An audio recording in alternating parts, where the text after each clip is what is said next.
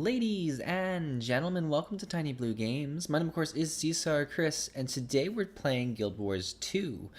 And we're taking another look at some PvP action. For those of you who've been following the channel, you know my last Guild Wars 2 PvP video was about my experience in my placement matches, which had been a little bit rough. We're not going to lie, I was salty at some point. I think I ended up going a total of, I don't know, 7 or 6 losses. Yeah, I'm going to say 6 losses and 4 wins, which put me somewhere in silver, which was the lowest I've ever started. From that, I've climbed up into gold 1, and I've, dangled around gold 2 a few times.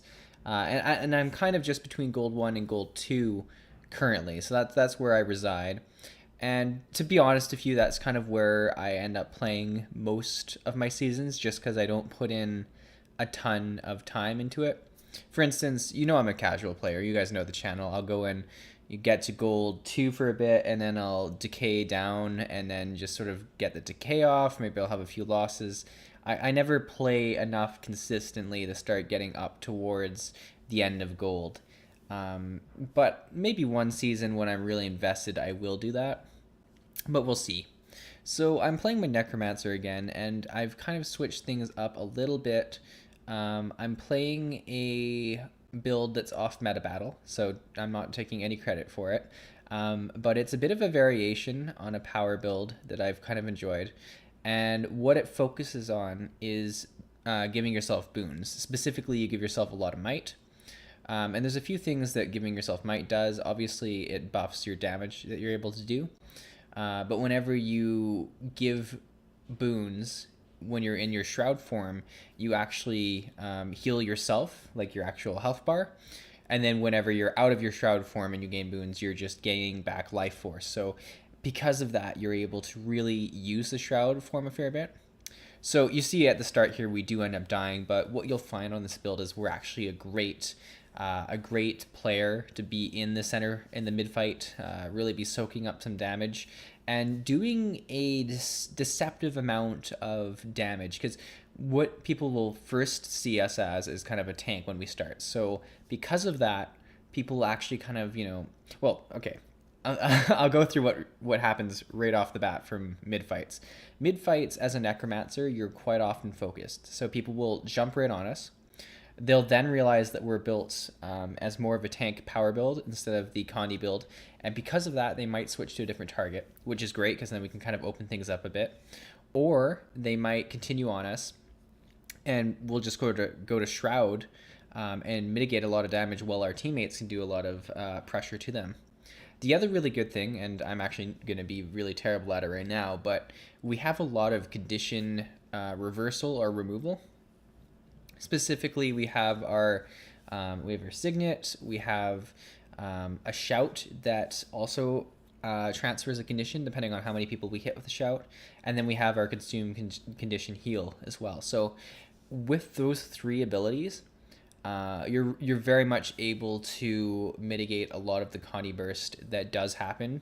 I know a lot of people are quite salty about how much condition damage there is in PvP in Guild Wars 2, and I mean, I do understand that it's difficult to play with. The thing you have to appreciate is that for so many years, power was just so much better than condition that it's hard to really be mad at conditions. A lot of people say that it's a lot less skillful to play with conditions. I don't think that's true necessarily. I think it's just a very different play style. And I'm saying that as a power user against condition dealers, because what you'll notice is that a lot of classes have very clear ways to deal with condition dealers. For instance, I don't think there's any class in the game that can't deal well with a condition dealer.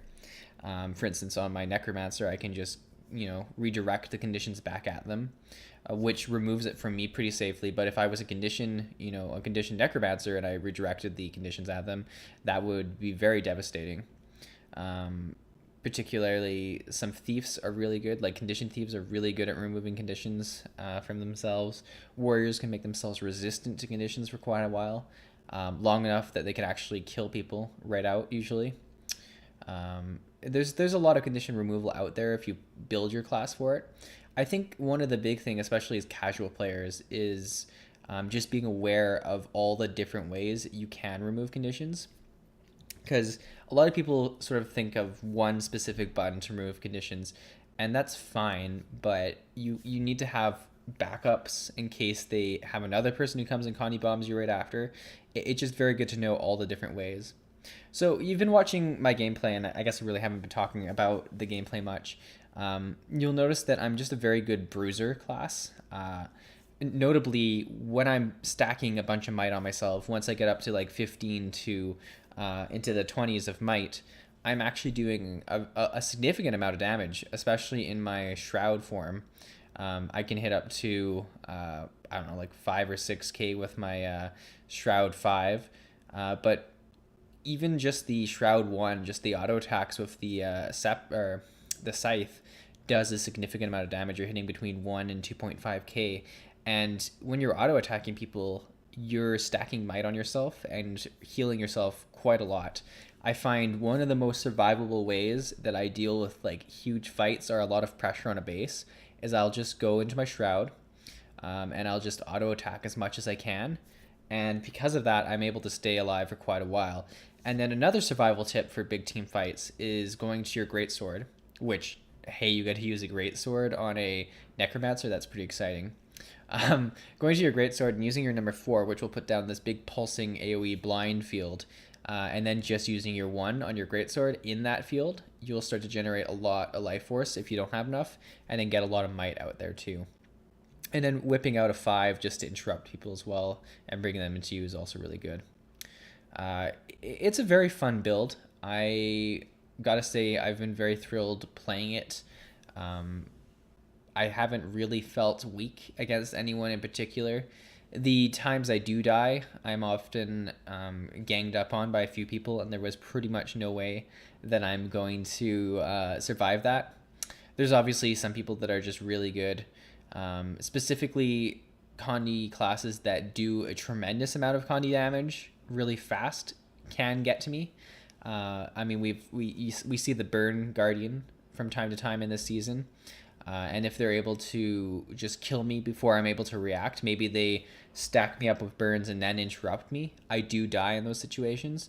But realistically, the Burn Guardian can do those huge bursts and then has to wait a little bit. And because of that, like, I understand that I've taken the big burst and now someone else is going to be able to have a lot easier time against the Burn Guardian, so I'm not that upset about it. I've actually felt that this season's pretty balanced in my eyes. I know it's hard to really think that way when you have a bunch of losses or something like that, or there's someone you really hate playing against, but I've really enjoyed myself. And I think what's really nice is I've come from playing on a conditioned warrior for the last few seasons, and I've moved to this power necromancer, and they feel completely different. And that's something that we need to talk about more in Guild Wars 2, is that a lot of the classes do feel so different from each other when you're playing them in PvP, that it's not just the same class over and over again. And I think that's one of the best parts about Guild Wars 2. I'm really excited to see what the next expansion brings in terms of elite specs. I hope that, like a lot of people who have been talking on Reddit and stuff, I hope that the next elite spec is not power creep, but is the same power as our current elite specs. And then with that, we're only allowed to choose one of the elite specs. So there'll be a clear choice that has to be made for each player and for each class.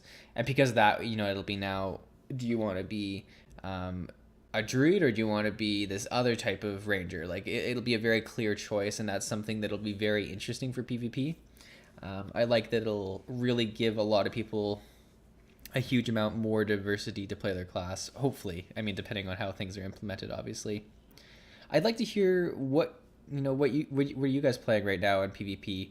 First off, have you been enjoying the new season? I think it's been a great season. The rewards feel pretty good for me. I've always enjoyed how much more money you're able to make in PvP, even since the addition of competitive. Like, just having it so that you're making those pips, and the money that comes from that is so much more than we used to make just by reward track, that it's already a lot of reward. but then there is the eventual ascended pieces that you're working towards. And I think it's just a really good place right now.